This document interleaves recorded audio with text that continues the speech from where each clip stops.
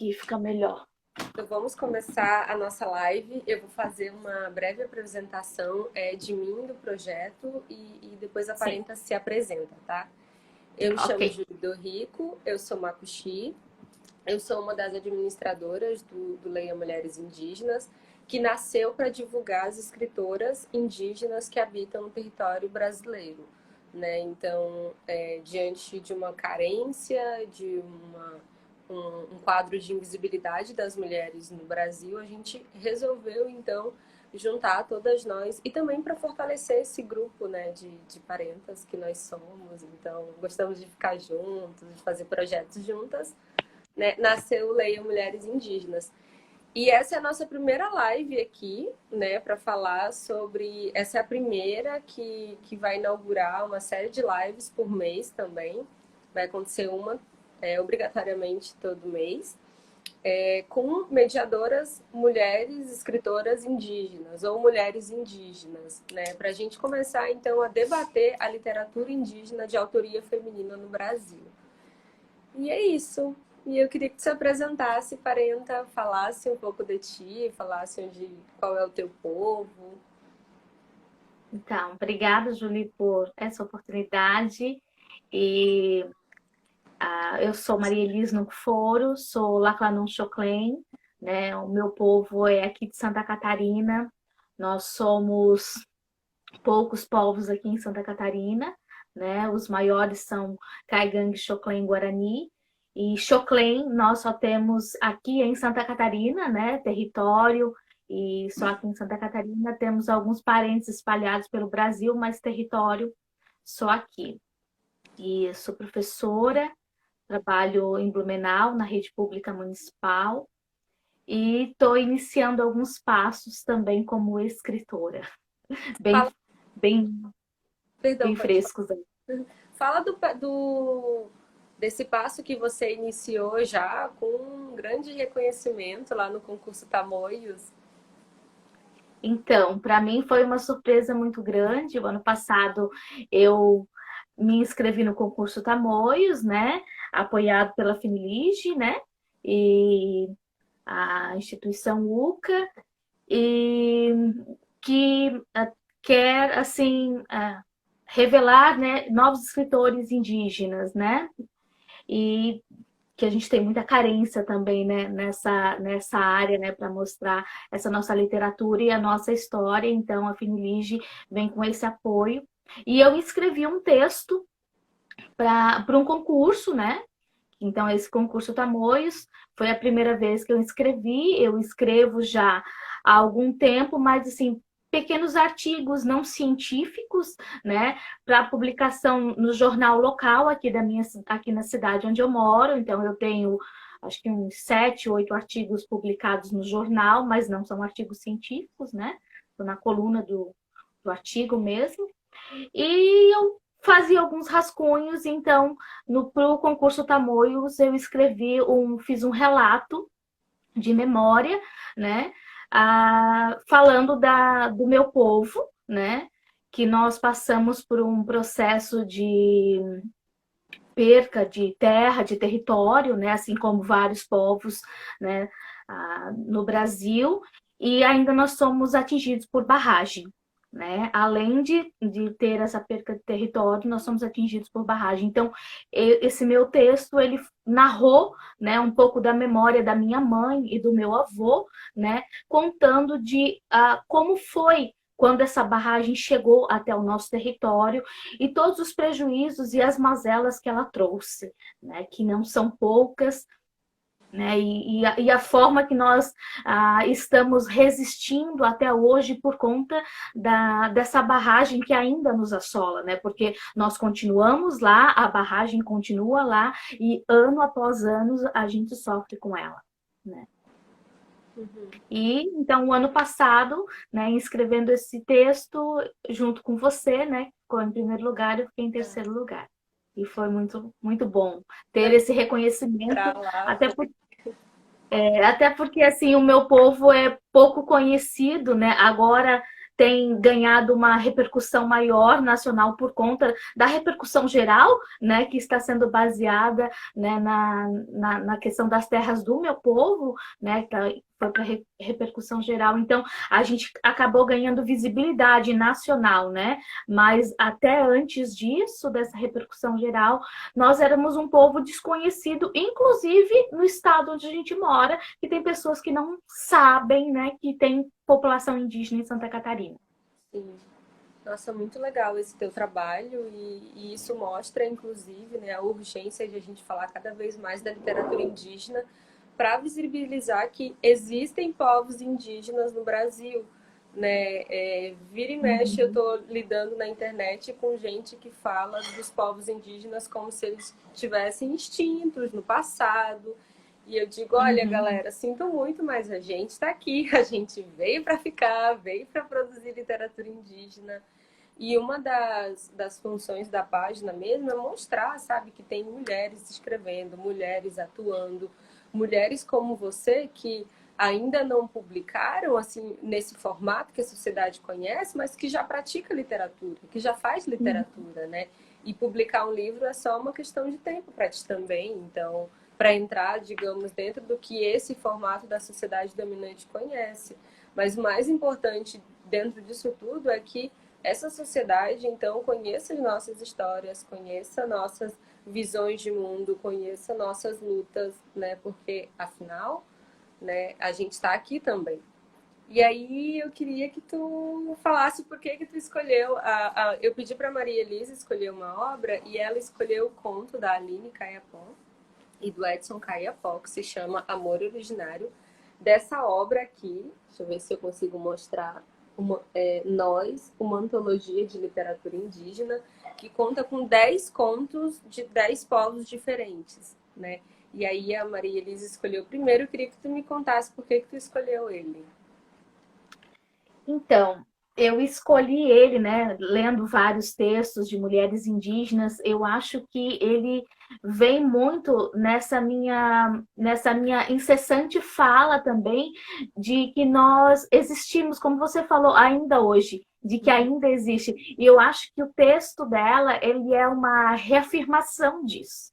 Né? Depois vou comentar mais, mas ele é uma reafirmação. E como a gente precisa, assim, sem falar que o texto todo é lindo, né? Uma história de amor muito bonita, então eu gosto muito de amor, né?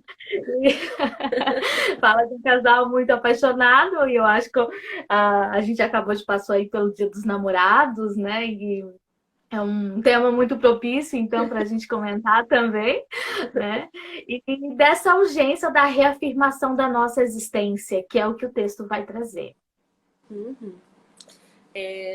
Infelizmente hoje, né, na madrugada de hoje, nós perdemos o Paulinho Paiacão, uma grande liderança do movimento indígena, né? E ele também era do povo Caiapó. Então, essa fala de hoje, essa leitura de hoje acaba sendo uma homenagem para ele também, né? Para lembrar dessa liderança e lembrar do povo Caiapó. Você quer começar, Maria? Então, né, o título do texto Amor Originário, como eu disse, né, escolhi porque eu acho que eu entendi lendo o texto, né, que este amor originário, ele vai muito além do amor do casal, da origem do amor do casal, de homem e mulher ali, como traz o texto, né? Resumindo a história fala de Panhonca e Pebcaiti, é um casal, né? Homem e mulher, uma jovem que se apaixona por um rapaz, né, de cabelos longos, escuro e pele dourada, né, e que tem a fama de excelente pescador de pirarucu nos extensos lagos da bacia do rio Xingu. O rapaz também é habilidoso líder da aldeia, capaz de conduzir as reuniões comunitárias e mediar os conflitos locais. Também servia como técnico de enfermagem e sonhava em se tornar médico para levar dignidade ao seu amado povo e mais felicidade à sua aldeia. Então, com um perfil desse, é difícil não se apaixonar, né? Um rapaz belo, Um rapaz muito lindo, pelo que que ela descreve aqui no texto, né? Muito habilidoso, muito garboso e estudioso ainda também, né? Então, é um amor quase que difícil de não aplacar uma mulher, né? Com tantas belezas assim. Então, essa jovem panhonca, ela se apaixona por esse rapaz. Porém, o amor não é correspondido. Né? De primeiro momento ela não percebe né, que esse amor é correspondido. E ela sofre, né? Como muitas mulheres sofrem quando o amor não é correspondido. Né?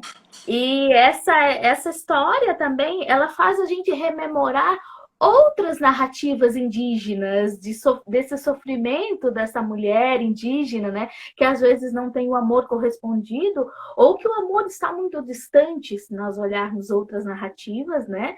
Ela se repete aqui, né? Na narrativa da Aline e do Edson. E o que me chama muito a atenção no texto mesmo, como eu disse, é que o rapaz, ele é técnico de enfermagem e ele sonha ser médico, né? E a narrativa toda, ela fala de rituais, né? De comemorações dentro da aldeia, coisas que acontecem ainda hoje, né? Então, o que me chama a atenção é que o texto, ele não é só uma memória do passado, mas ele é algo atual, para reafirmar que nós existimos, que não importa se nós estamos dentro de terras indígenas ou fora das terras indígenas, nós existimos. E que lá dentro das terras indígenas, né, quando nós estamos com os nossos, nós praticamos os nossos rituais, as nossas crenças, as nossas festas, as nossas comidas, né? E que, claro, que infelizmente, quando nós viemos para a cidade, isso não é possível, né? Mas nós não deixamos de ser indígena por conta disso, por sair da cidade, da aldeia e ir para a cidade, né? E o texto fala, então, que o rapaz, ele sai da aldeia para períodos de estudo. Me diz como é com você, porque no texto isso acontece, mas você vive isso também, né? Você acaba lidando com um trânsito de contexto de aldeia e com um contexto de cidade. Isso, No sul a gente sabe que existe um preconceito muito grande, né? Porque uma população branca, descendente de italianos, alemães e poloneses, né? Costumam exaltar, né, essa brancura, essa descendência, essa memória europeia. Me diz como que é ser indígena no sul e viver nesse trânsito, tipo de contexto de aldeia e depois em contexto de cidade. Primeiro porque o sul ele não reconhece o fenótipo indígena da região. Então, eles buscam, quando eu digo que eu sou indígena e os meus parentes aqui, né, quando nós dizemos, eles procuram em nós, no nosso rosto, um fenótipo que não é nosso.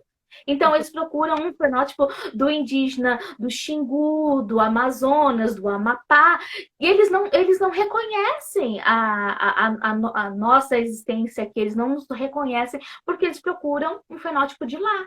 Né? Então, a gente tem que estar sempre reafirmando, né, e mostrando. E daí já teve episódios com colegas minhas aqui que não são indígenas, e nós estávamos num grupo indígena, né?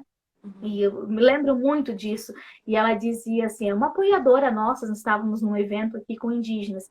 E ela me dizia assim, Elisa, te procurei um monte, aí onde tu estava? Eu disse, não, estava ali no meio. Meu Deus, mas eu não te vi. Disse, claro que você não me viu, porque agora eu estava com os meus. E agora eu era como eles. Né? Então ela olhou e não me enxergou. Porque nós estávamos todos juntos. E juntos, né? Daí dá para ver a semelhança. Nós somos parecidos, como nós nos parecemos. Né? E ela me via sempre sozinha.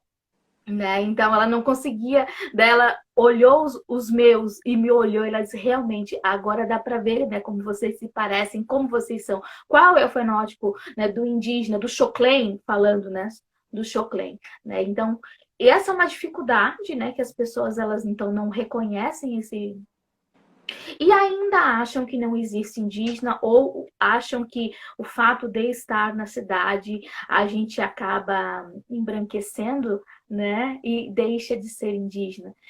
E é difícil, assim, porque aqui na cidade, quando eu me reafirmo indígena, né?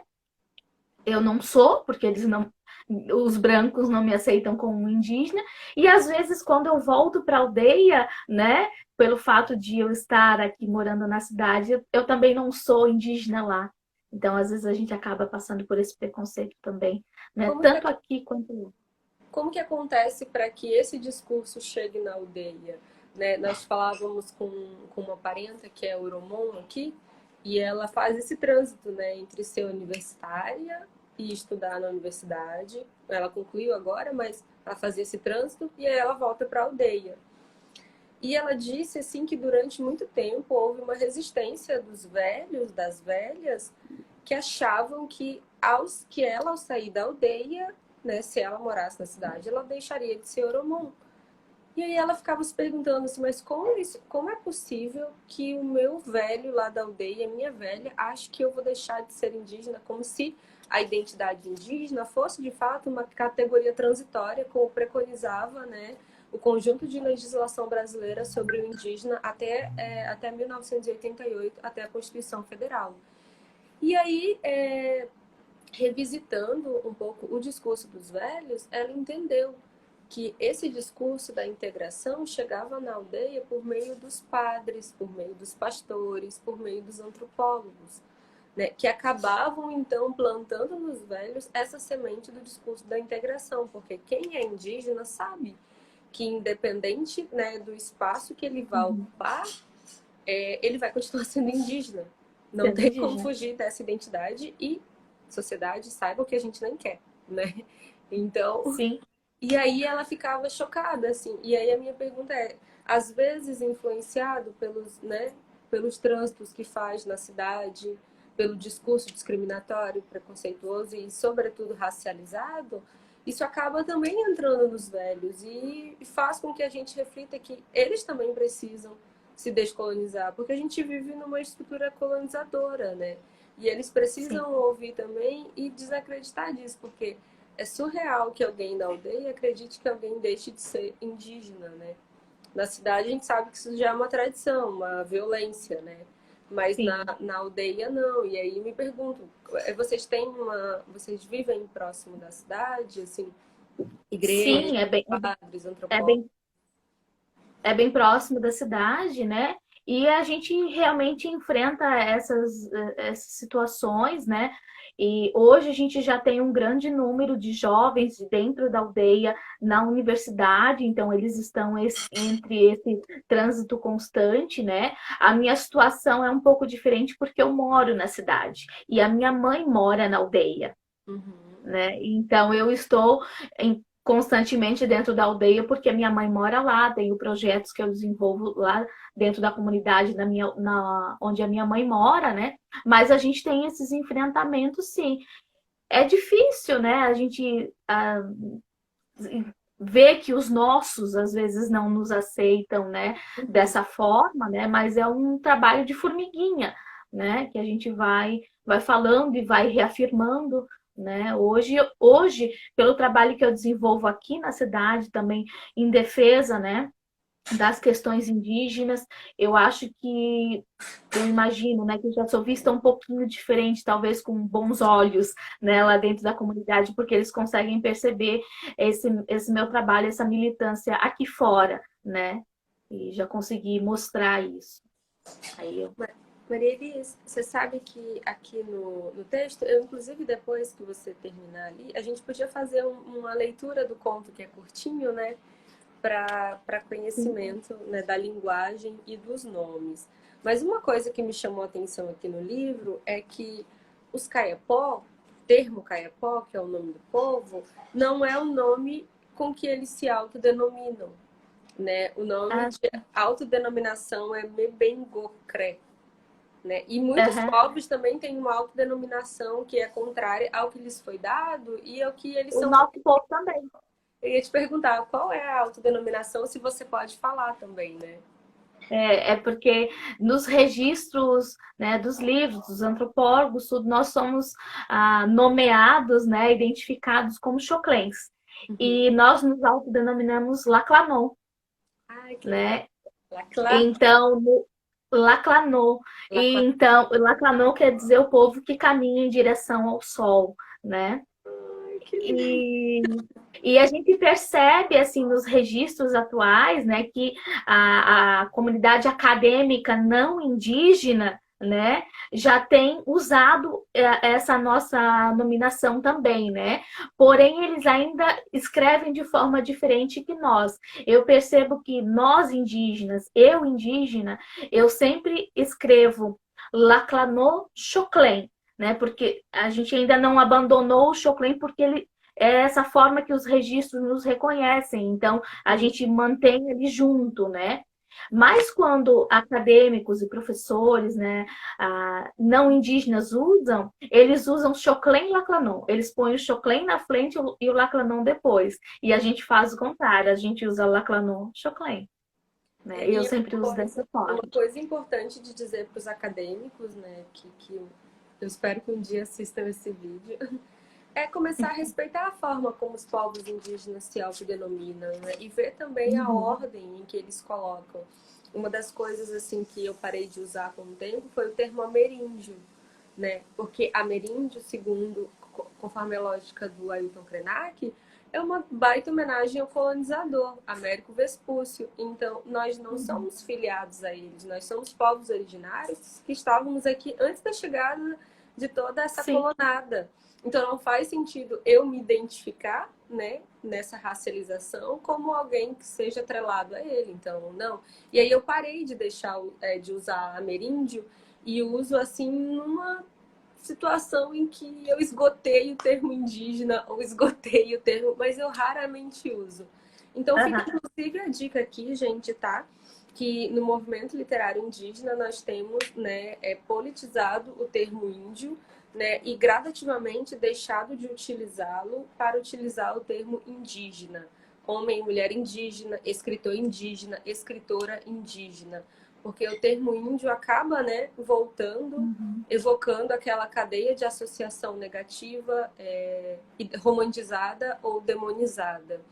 Então, para a gente cair dessa armadilha do exótico, a gente tem usado, então, o termo indígena, o termo o autodenominação, que, inclusive, eu acho lindo, os Runicuim do Acre, são historicamente conhecidos como Kaxinawá, mas eles são Runicuim e eles estão dizendo com toda a força agora, nós somos Runicuim.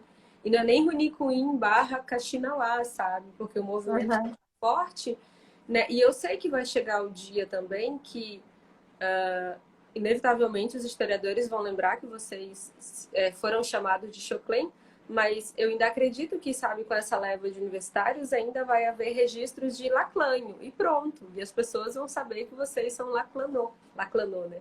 É, Laclanô. ela falou. Então, desculpa. Não. Você quer continuar fazendo comentários? Então, Não? daí vou continuar falando do texto, né? Os apontamentos que eu fiz, né? Falando, contando a história, né? Da Panhonca e do Bebcaiti. Então, ela se apaixona por esse rapaz e aparentemente esse amor ele não é correspondido, né? Até que em um dia de festa, né? Com a ajuda.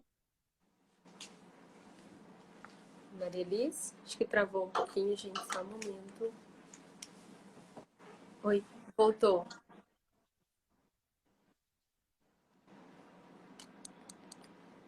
Maria Elis, eu acho que tá travando. Só um momento. Voltou, voltou. Tá ouvindo? Tô ouvindo. Voltou. Eu não estou mais te ouvindo. Peraí. E agora? Ixi.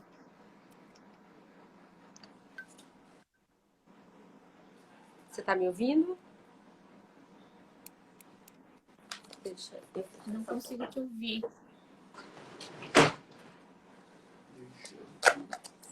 E agora? Você tá me ouvindo?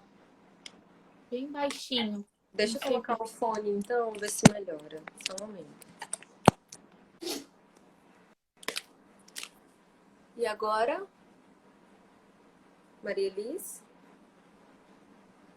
Maria Elis? Você tá me ouvindo?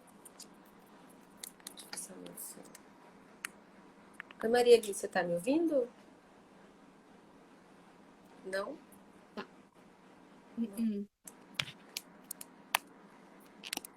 E agora? Eu estou ouvindo baixinho, acho que vai melhorar. Tá, a gente tá te ouvindo bem. Se você quiser Tá, continuar, se tá? vocês estão me ouvindo. Então, como eu estava falando, né? Esse amor, ela acaba ganhando uma ajudinha, então, né? Das amigas, para que esse jovem, né? Apercebesse, então, né? E cada vez que ele saía para estudar, ela sofria muito, né? De saudade desse amor que, mesmo não sendo correspondido, né? Mas era o amor dela. E o que me chama a atenção, assim, do título, né? Amor originário, esse amor dele, esse amor, ele não é só o amor, eu percebo que não é só o amor ali do casal, mas é o amor pelo povo, é o amor pela cultura que eles expressam, que ela expressa aqui nesse texto, que a Aline e o Edson expressam no texto, né? Vai muito além de um amor de casal, de marido, de namorado, de amante, né? Mas o amor pela comunidade, pela relação que eles têm com aquele povo, pela responsabilidade que esse jovem tem, né?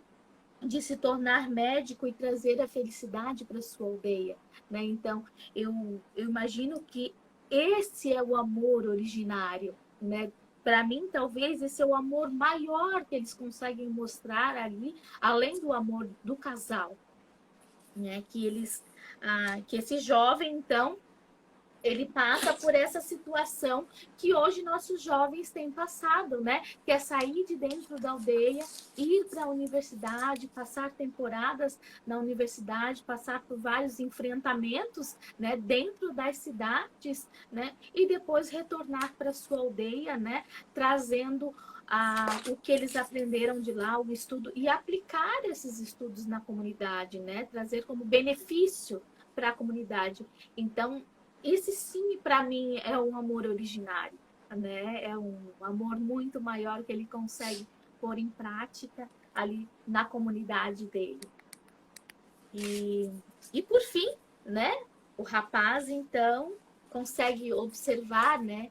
A linda jovem também que ela é, né? A Painonca, e se apaixona por ela e mostra que o amor, então, é correspondido. Nós temos aí um final feliz, né? Assim como tantos outros que a gente vê na literatura indígena. Então, para mim, a grandiosidade do texto é essa reafirmação que o casal Aline e Edson faz, né? De mostrar que mesmo nos tempos atuais, né, nos tempos modernos, né, podemos ser indígenas dentro da aldeia, somos, né, praticando nossos hábitos, costumes, alimentação, moradia, né, e ritos, né, crenças. E quando saímos da aldeia, vamos para a cidade, depois voltamos, isso continua, né? A gente consegue fazer a continuação disso, né? Para mim, essa é a mágica que eles conseguem transmitir no texto, né? Acho que é isso. Tem uma coisa muito bonita, obrigada, Maria Elis, é que o texto ele é recheado de termos que são próprios da língua, né? E isso vai trazendo esse caráter originário para dentro do texto. E o romance, né? O conflito. Deixa eu aumentar meu som aqui para tu me escutar melhor. Tá me ouvindo melhor? Eu quase não ouço. Você tem fone de ouvido? Você tem fone eu colocado? vou De pegar um repente? fone. Tá.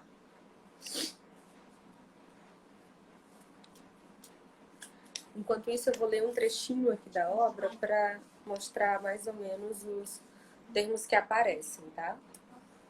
Amor originário, Aline, Gre Tabari, L. Caiapó e Edson Caiapó. A aldeia já estava iluminada por Michiruí Raj Moro, a lua crescente. Panhonca contava as horas, ansiosa pela chegada de Michiruí Noti, a lua cheia. Desde muito cedo, a jovem Caiapó se acostumou a ouvir sua irmã, Iruá, contar que durante a lua cheia, os homens, os Memi, e as mulheres, as Menire e as Mecurerere, se encontravam pela aldeia para conhecer e... Peraí, só um momento. Oi, Maria, você está me escutando? Acho que a internet dela não está muito boa. Peraí. Vamos ver se ela volta. Oi, você está me escutando? Isso. Tô. Agora tô. Né? Legal. Tô. Bem bom. Voltou ao normal. Vou terminar de ler um parágrafo aqui para mostrar um pouco, né, as expressões em língua materna trazidas para o livro. Então, Memi é homem e Menire, mulher. E as mulheres, né, Menire e Mecurerere, se encontravam pela aldeia para se conhecer e eventualmente namorar. Por isso, a menina deveria tomar cuidado. Durante o dia, Panhonca observava o guerreiro que mexia com seus sentimentos. Becaiti tinha cabelos longos e escuros, pele dourada e tuirenta. Além da fama de excelente pescador de pirarucu, como a Maria Elisa lhe destacou, né? Nos extensos lagos da bacia do rio Xingu, o rapaz era um habilidoso líder da aldeia, capaz de conduzir as reuniões comunitárias e mediar os conflitos locais. Também servia como técnico de enfermagem e sonhava se tornar médico para levar dignidade ao seu amado povo e mais felicidade à sua aldeia. Quando chegou o tempo de Becaiti se ausentar do convívio da aldeia para estudar, Panhonca sofreu de tanta saudade. Os dias e as noites, Acati e Acamate, pareciam eternos. Nos rituais, a linda Mecurerere pedia ao grande criador, Metin Diwin, que os cursos de Kuben também chegassem à aldeia, para que seu amado pudesse desfrutar do ensino não indígena e permanecer pertinho de seus olhos. Assim, ela também não precisaria se afastar da família. E aqui a gente tem um trechinho, né, que fala algumas palavras em língua materna, mostram quem é o criador do povo Mebengucré, que lá embaixo ela vai dizer, né? E aí fala dessa questão também, né, a educação, a universidade na aldeia, a escola na aldeia, né? Que mesmo a gente sabendo hoje que é possível, né? Como você falou, tem vários Laclenon saindo da aldeia para fazer, né, curso de graduação e pós-graduação, né? A gente ainda não tem, assim, no Brasil, essas universidades, né, dentro das aldeias. A gente já tem escolas indígenas e com todas as especificidades, né, que existem, mas a gente ainda não tem essa universidade, que é uma luta também das nossas lideranças, dos nossos políticos, né, de criar uma universidade indígena no Brasil. Eu queria falar, Julie, que assim, o fato de nós sairmos das nossas aldeias para buscar um ensino fora, né, nas universidades, não significa que nós não temos o nosso ensino. Né? Não significa que nós não sabemos das coisas. Nós sabemos sim, né? Nós entendemos de muitas coisas, né? Então, acho que é importante reafirmar sempre isso, né? Porque é importante dizer que a educação e o ensino, ele não vem só da sala de aula e do banco da escola, como se reconhece na cidade. Né? Mas que dentro das nossas aldeias nós aprendemos muito, nós ensinamos as nossas crianças, né? Os nossos adolescentes, eles aprendem, enfim, só que aprendem as coisas que nós necessitamos dentro da aldeia, né? E coisas que necessitamos para fora dela também. E às vezes isso não é bem interpretado, né? Quando a gente chega na universidade ou chega na escola, né? Eu já vi vários episódios de crianças, ainda crianças que saíram da aldeia e foram para a cidade, foram estudar nas escolas regulares, né? Quando disseram que vieram de uma aldeia, nossa, então você é burro, você não sabe nada? Não, pelo Nossa. contrário, nós sabemos e sabemos muita coisa, né? E eu sempre reafirmo isso quando eu falo aqui com as crianças, eu sou professora do ensino fundamental, né? E eu sempre reafirmo isso, nós sabemos, né? E mostro imagens, né, das comunidades até que são um pouco mais isoladas, que fazem as suas moradias, né, enormes, né? E que ficam lá em pé anos após anos e que para construir aquela moradia foi feita sem ferramentas elétricas, não teve arquiteto, não teve engenheiro, não teve nada disso. E ela está lá. E eles têm a sua medicina tradicional, eles têm a sua alimentação, eles conhecem das plantas, eles conhecem dos alimentos, eles sabem o tempo de plantar e o tempo de colher. E isso não é aprendido lá na universidade ou no banco da escola, né? Nossa, é muito importante essa tua fala, Maria Elis, porque quando o saber indígena, que é relegado a um saber não científico, né? Quando o saber indígena se apresenta, ele automaticamente ele é inferiorizado. Mas hoje, contemporaneamente, vendo que o tema da ecologia, sabe, disparou de novo diante da devastação do mundo, e eu falo do mundo mesmo, sabe, tanto da floresta quanto das relações humanas, para onde que esse mesmo mundo, né, essas sociedades têm se voltado para os saberes indígenas, né? As pessoas não sabem ou não querem saber, mas eu acho que existe um termo para isso das plantas, né? Digamos, da matéria-prima da planta, alimentar toda uma indústria farmacêutica. Né? Além disso, né, esse cuidado agroecológico que os indígenas têm e que as sociedades não têm, devastam para puro consumo, né, elas Sim. têm sido aprendidas de novo com os indígenas. E aí, muito importante falar que quando a gente se vale da escrita alfabética e dessa literatura, a gente se vale dela para trazer os nossos saberes e memórias para o livro. Não é que a gente vai aprender a fazer literatura quando aprende a escrever e quando se torna escritora. Nada disso, né?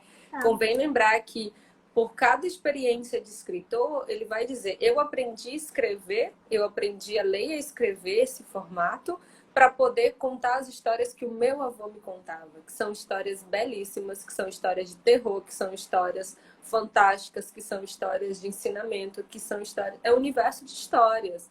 Então a gente não aprende a fazer história depois que escreve, Toda depois que uma publica. ancestralidade de história, né?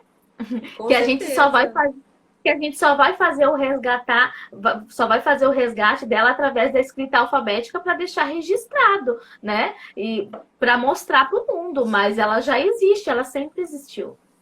Tem um povo, eu ia te perguntar como que é a situação no teu, mas tem um povo que se chama Maraguá, que é lá do Amazonas, né? Como diz o Thiago Haki, lá do coração da floresta. O Thiago Haki, mesmo as falas mais comuns, ele fala em poesia, lá do coração da floresta.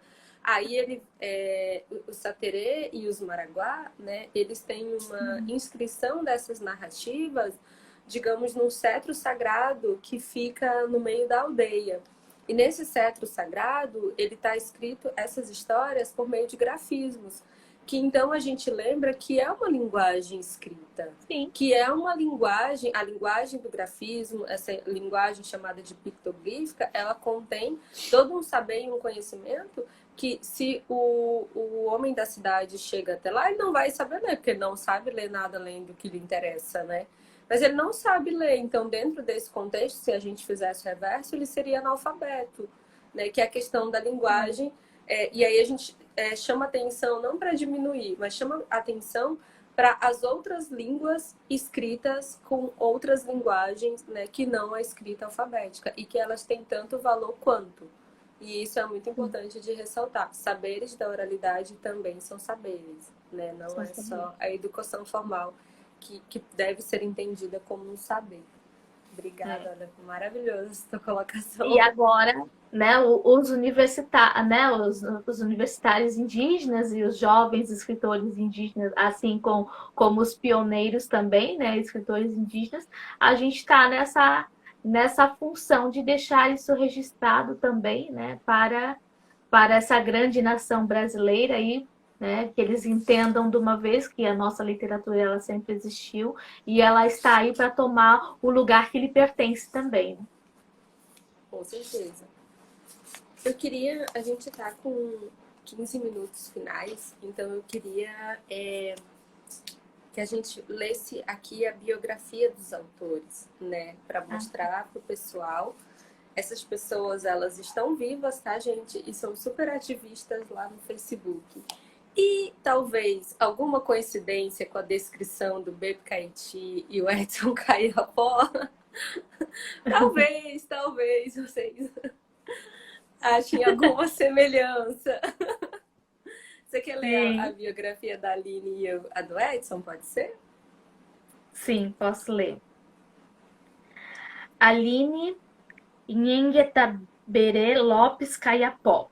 É indígena, filha de Bebcaiti Caiapó, cacique da aldeia Gojamoriti, situada em São Félix do Xingu, Pará, e Ruth Lopes, descendente do povo Aimará, escritora ativista no movimento indígena, dialoga com o movimento de mulheres. É acadêmica no curso de Direito e palestrante de direitos humanos e temas afins.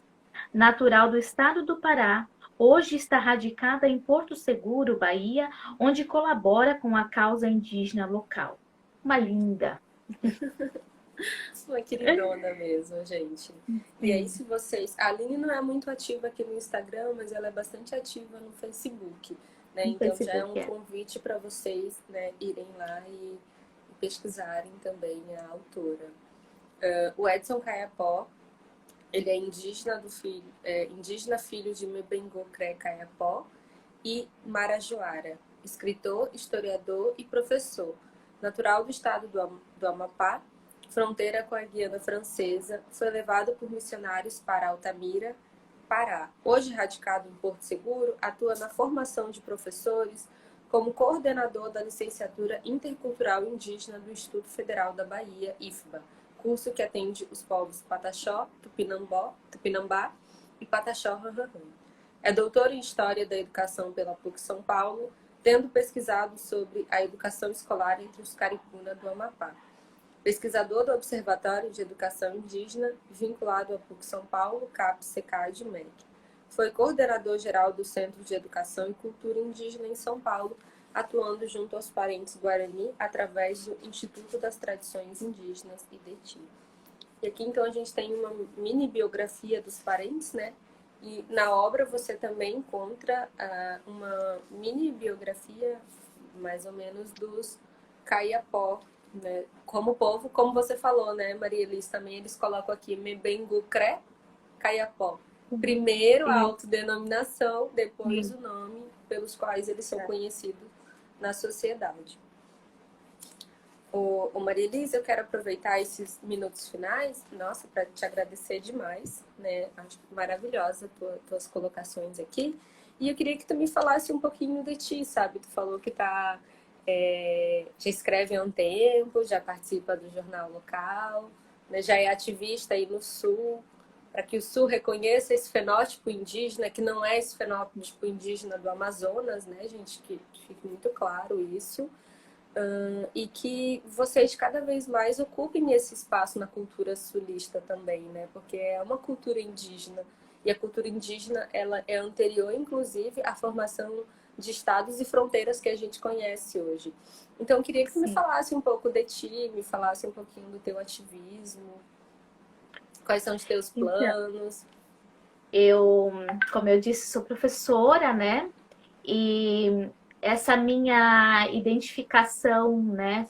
Essa minha declaração como indígena, né? Eu sempre fui, claro, mas sempre muito escondidinha, né? Porque aqui no sul a gente sofre muito preconceito, né? Então, o indígena, assim como em outros lugares, é visto como sujo, relaxado, malandro, preguiçoso, né? E quem quer ser isso? Ninguém quer, Quem, né? né? Ninguém quer. Então, durante, assim, na minha adolescência, infância, né? Ficava meio escondidinha. Eu tenho um sobrenome que me denuncia, né, que eu tenho sobrenome indígena no foro. Então vinham as perguntas, né? Mas e esse sobrenome? Ah, é indígena, né? Meu avô era indígena, era, né? Uhum. Claro que ele não era, ele é, Ele né? é. Você Ele é, é, né? eu sou, né? Mas era o que dizia, né? E quando eu saí da universidade, eu sou formada em letras. Quando eu saí da universidade, fui para a escola. Então, as colegas de trabalho, elas começaram a observar o meu sobrenome. Então, a indígena, eu comecei essa minha reafirmação, né, por indígena, porque eu também percebi que havia uma carência dentro da escola desse entendimento do que é esse ser indígena hoje, né? E eu via o quão errado, né, talvez por falta de conhecimento das minhas colegas de trabalho, das professoras que também não tiveram isso na academia, né, não tem nenhuma, na licenciatura não tem uma cadeira, né, para a questão indígena, assim como hoje a gente tem obrigatoriedade com a Lei 11.645, as colegas que formaram antes disso, né, não viram isso. E mesmo hoje com a lei a gente sabe que ela não está sendo cumprida ainda, né, mas, Isso. É difícil né, encontrar uma disciplina de literatura indígena, de cultura e literatura indígena, mesmo hoje, nossa, 2018, é, 10 anos depois, foi sabe? 2008 a lei, 2008, né? né? Foi 2008, né? Então eu vi assim a urgência, né? Então é claro que eu me posicionei para falar da questão indígena e da história indígena e fui estudar, fui pesquisar, né? Porque eu também não sabia, ainda não sei tudo, claro, né? Mas assim, achei que era importante eu falar, a voz indígena falar, né? E não deixar que outro falasse na minha voz, né? Então, a partir daí, eu fui estudar, eu fui pesquisar, né? E hoje, assim, tem uma pesquisa autônoma e sobre a cultura e história indígena. O ano passado eu cheguei a passar 20 dias num curso, né, só sobre história e cultura indígena ali no CIMI, com a Universidade Latino-Americana também, Legal. né? Para estudar história e cultura indígena, para ter assim a propriedade para falar, porque infelizmente ainda aqui, né, como a minha graduação ela é letras e ela não é história, então eu comecei a ir nas escolas, né, ser convidada nas escolas para falar da história e cultura indígena, né? E parece que se tu não tens algo que te certifique, né, você não tem a voz. Então eu fui buscar, já que eu precisava dar o carteiraço. Toque pra você, não basta ser indígena, né? Então Não toma. basta, né? Eu estudo a minha história, eu sei a minha história, eu sei a história do meu povo, eu pesquiso, mas não Não bastava, né? bastava. Então, vamos então buscar o título, já que isso, né, para lá fora é muito importante, né? Então, não que não seja para mim, mas eu fui então buscar essa certificação, né, para então dar uma aula certificada. Né? Uma indígena certificada, né, para ensinar então e falar da história e cultura indígena. E tenho desenvolvido projetos aqui na cidade, então onde eu moro com outros parceiros também, né, onde a gente inclusive formação para professores.